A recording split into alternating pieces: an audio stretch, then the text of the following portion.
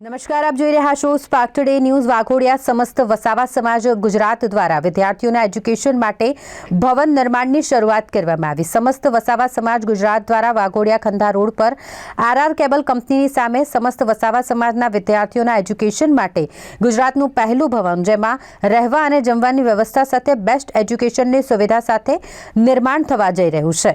નવા ભવનના અનુસંધાનમાં આજરોજ ભવન ભૂમિ સ્થળ પર સામાન્ય મિટિંગનું આયોજન કરવામાં આવ્યું, જેમાં સમસ્ત વસાવા સમાજ ગુજરાત પ્રમુખ ઈશ્વરભાઈ વસાવા તેમજ ઉપપ્રમુખ ચીમનભાઈ વસાવા, મહામંત્રી અજીત વસાવા, કમિટી મેમ્બરના સભ્યો અને વડોદરા સયાજીપુરા તેમજ પાદરા તાલુકા ટીમ અને વાઘોડિયા તાલુકા ટીમના આગેવાનો અને યુવાનો સંગઠનના કાર્યકર્તાઓ પણ હાજર રહ્યા હતા। 29 તારીખના રોજ સમસ્ત વસાવા સમાજ ગુજરાતના સામાન્ય સભાનું આયોજન કરવાનું હોય, જેમાં સાંસ્કૃતિક સંકુલ બનાવવા અંગે ચર્ચા વિચારણા કરવામાં આવશે તેમજ સ્નેહ મિલન અને સત્કાર સન્માન સમારોહમાં ક્લાસ 1 અને ક્લાસ 2 અધિકારીઓની ઉપસ્થિતિમાં આયોજન કરવામાં આવ્યું છે।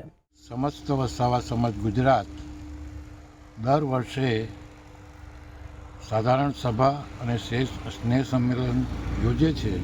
તારીખ 29/12ને દિવસે સાધારણ સભા, એમાં આ વખતે 5 વર્ષ માટે હોદ્દેદારોની ચૂંટણી કરવાની છે અને એમાં એક પ્રમુખ, મહામંત્રી, સહમંત્રી અને એવા 14 હોદ્દેદારોને ચૂંટવાના છે અને એમાં 51 કારોબારી સભ્યો, ટોટલ 51 ધારાસભ્યોની ચૂંટણી 29 તારીખના દિવસે થશે અને સાથે સાથે સ્નેહ સંમેલન પણ રાખવામાં આવ્યું છે।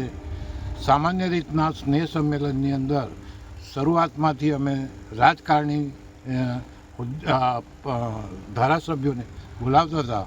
આ વખતે નવો પ્રયોગ કરવા અમે જઈ રહ્યા છીએ અને આ વખતે ફક્ત ક્લાસ 1 ઓફિસર, ક્લાસ 2 ઓફિસર, એ બધા ઓફિસરોને બોલાવ્યા છે અને રિટાયર સભ્યોનું સન્માન અમે કરવાના છે અને આગામી જે ચૂંટણીની અંદર લગભગ ચંદ્રકાંતભાઈ વસાવા પ્રમુખ તરીકે લગભગ સર્વમાન્ય છે જ અને તેમને વિધિસર આવતી 29 તારીખે એમને ચૂંટવામાં આવશે। તમારો પરિચય?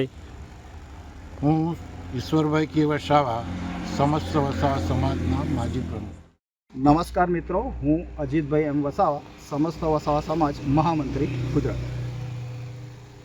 29/12/2024ના રોજ વાઘોડિયા આરઆર કેબલની સામે સમસ્ત વસાવા સમાજ ગુજરાતની સાધારણ સભા મળવાની છે। સાધારણ સભા બાદ સ્નેહ સંમેલનનો પ્રોગ્રામ રાખવામાં આવેલો છે। સ્નેહ સંમેલન બાદ સમસ્ત વસાવા સમાજની આગામી મુદત માટે 51 જણના ચૂંટણી અને સિલેક્શન કરવામાં આવશે। આ સમસ્ત વસાવા સમાજની જમીન ઉપર અમે 2 વર્ષ પહેલાં જમીન લીધેલી છે।